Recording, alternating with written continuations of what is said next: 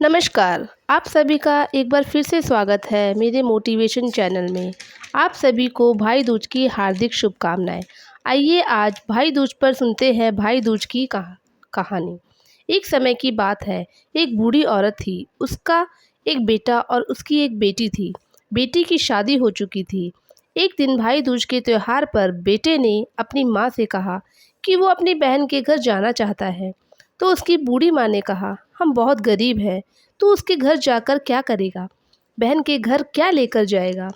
लेकिन उसका बेटा मान ही नहीं रहा था और बेटे की जिद के आगे उस बूढ़ी औरत ने उसे जाने की अनुमति दे दी।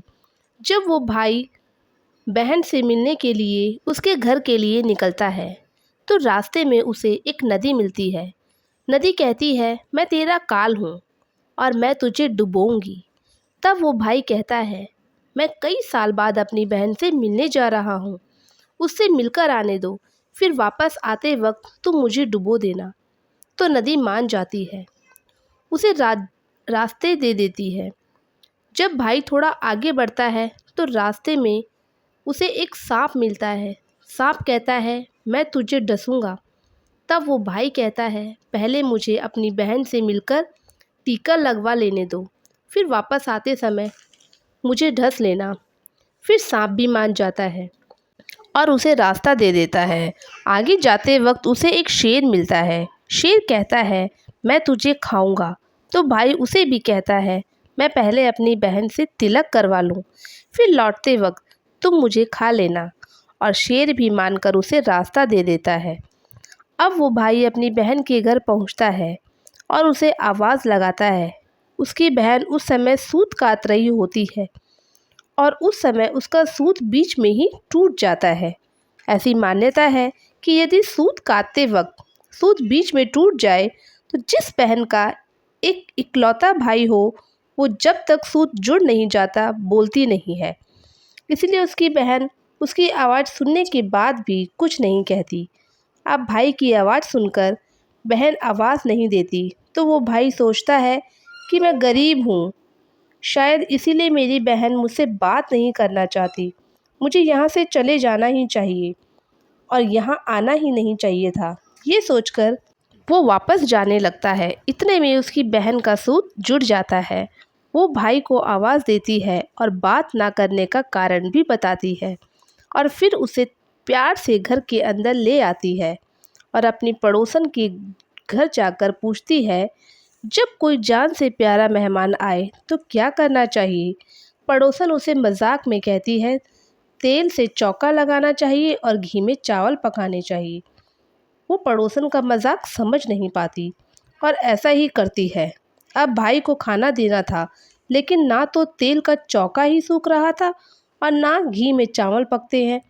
इधर उसके भाई को बहुत भूख लग रही थी होती है। वो अपनी बहन से कहता है, बहन बहुत भूख लग रही है, खाना परोस दे। उसकी बहन कहती है, आज तो ना चौका सूख रहा है और ना ही चावल पक रहे हैं।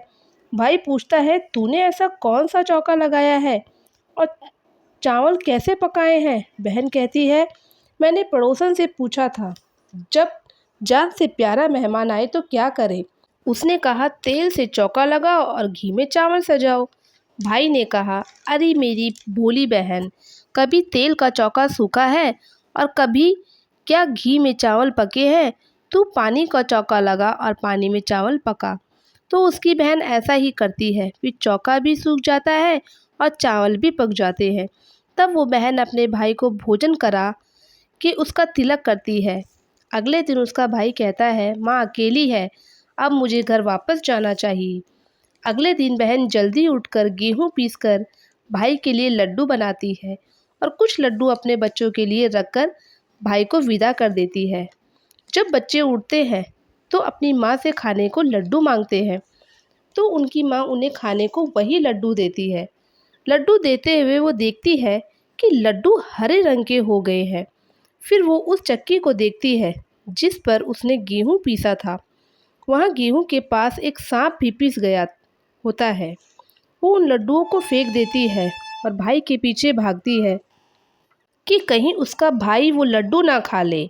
तो रास्ते में एक पेड़ के नीचे उसे अपना भाई लेटा हुआ मिलता है। वो भाई से पूछती है, मैंने तुझे जो लड्डू दिए थे वो तूने खाए तो नहीं? भाई कहता है, वो मैंने अभी नहीं खाए, पेड़ पर टंगे हैं। वो पेड़ पर से लड्डू उतारती है और पेड़ के नीचे गड्ढा करके उन लड्डुओं को वहीं गाड़ देती है और अपने भाई को सारी बात बताती है। उसका भाई कहता है, तूने मुझे तो एक मौत से बचा लिया, लेकिन मैं पीछे कई मौतों को स्याही देकर आया हूँ। वो बहन को सारी बात बताता है।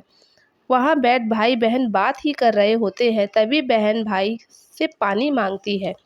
तब भाई कहता है, थोड़ी दूर यहाँ से एक तालाब है, मैं वहाँ से पानी लेकर आता हूँ। बहन बोलती है, नहीं, मैं खुद जाती हूँ और पानी पी कर आती हूँ। बहन तालाब पर जाती है और वहाँ एक बूढ़ी औरत बैठी होती है। वो उसके पास आकर उससे पूछती है, तुम यहाँ क्या कर रही हो? तब वो बूढ़ी औरत कहती है, मैं विधाता हूँ, एक बहन के भाई का रास्ता देख रही हूँ। तब वो बहन पूछती है, माता, वो कौन सा भाई है?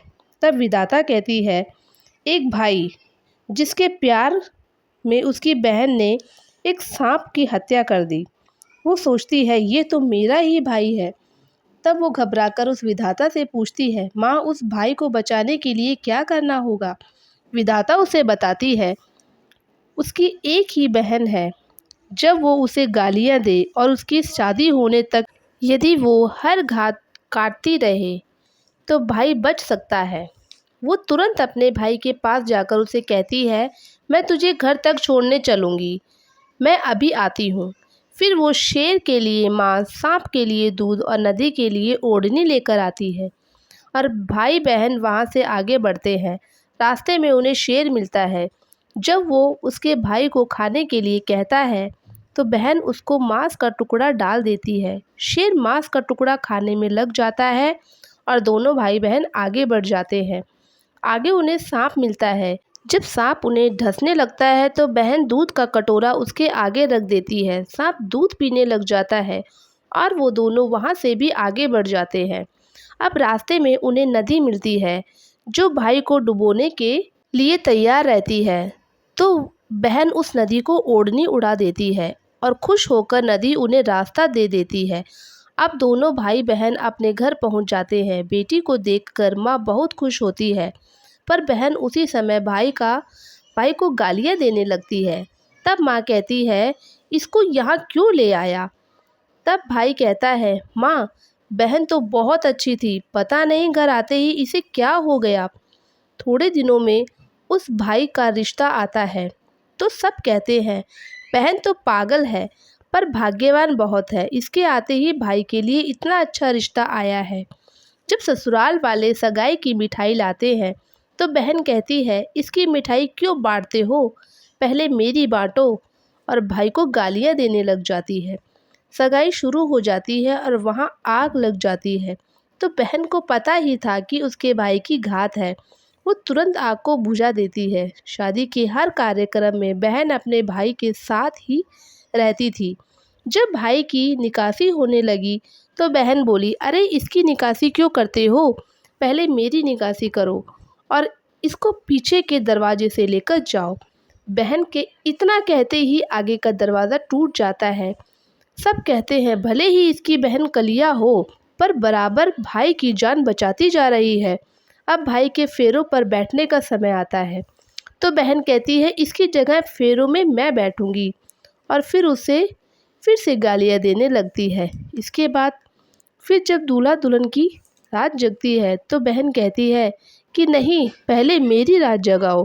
कई लोग बोलते हैं, अच्छा ऐसा करो, बीच में पर्दा लगा के इसे भी बीच में सुला दो। रात के समय जब भाई भाभी सो जाते हैं तो रात में वहाँ एक सांप आता है। बहन तो पहले से ही तैयार होकर बैठी थी, उसे पता था उसके भाई की घात है। उस सांप को पकड़कर टोकरे में डालकर सो जाती है। आज वो कई दिनों के बाद निश्चिंत होकर सोई थी। इधर उसकी माँ सोचती है कि बेटी के उठने से पहले ही मेहमानों को विदा कर देती हूँ, वरना ये फिर से शोर मचाएगी और गालियाँ देना शुरू कर देगी। जब वो बहन उठती है तो देखती है घर में कोई भी नहीं था, कोई मेहमान नहीं था। तो वो अपनी माँ से पूछती है, माँ, सब मेहमान कहाँ चले गए? माँ कहती है, मैंने सब मेहमानों को विदा कर दिया। तब बेटी कहती है, सब मेहमानों को वापस बुलाओ, तभी मैं यहाँ से विदा होंगी।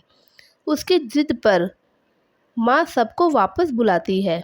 तब वो अपनी माँ से कहती है, माँ, आज के दिन के लिए ही मैंने पालने में पूत और चूल्हे पर दूध छोड़कर मैं यहाँ आ गई थी और पागल होकर भाई को बुरा भला कहकर इसकी 7 घात टाल रही थी।